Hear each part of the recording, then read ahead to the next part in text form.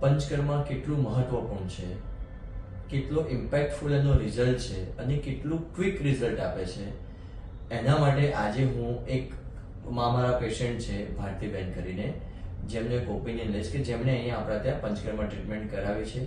તો ભારતીબેન, તમને શું તકલીફ હતી?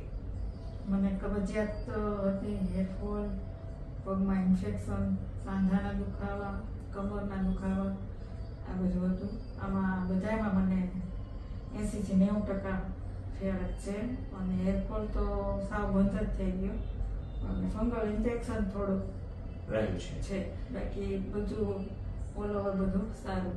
એટલે ઓવરઓલ તમારી તકલીફમાં તમને 70 થી 80% જેવી રાહત છે, બરોબર? ગુડ. જો આ જ ફાયદો છે પંચકર્મા ચિકિત્સા પદ્ધતિનો. આપણે બહુ બધી વાર એવું વિચારીએ કે આયુર્વેદમાં બહુ સમય લાગે, ટાઈમ લાગે, ટ્રીટમેન્ટ ટેકિંગ લાંબો પ્રોસેસ છે, જલ્દી રિઝલ્ટ ના મળે. બટ હવે એવું નથી. હવે આયુર્વેદ બી એટલું પ્રોગ્રેસિવ, એટલું એક્ટિવ મોડમાં છે કે તમારી જૂનામાં જૂની બીમારીને 1 મહિનામાં 70 થી 80% જેવી રાહત મળી જાય છે. તો તમને બી એ જ કહેવા માંગીશ કે જો તમે કોઈ એવી બીમારીથી પીડિત છો કે જેનું સોલ્યુશન તમને નથી મળતું, તો ડેફિનેટલી એકવાર આયુર્વેદ પંચકર્મા પદ્ધતિનો ઓપિનિયન લો, ડોક્ટરની સલાહ લો અને પદ્ધતિ અપનાવો, ચિકિત્સા અપનાવો. જય હિન્દ, જય ભારત, જય આયુર્વેદ.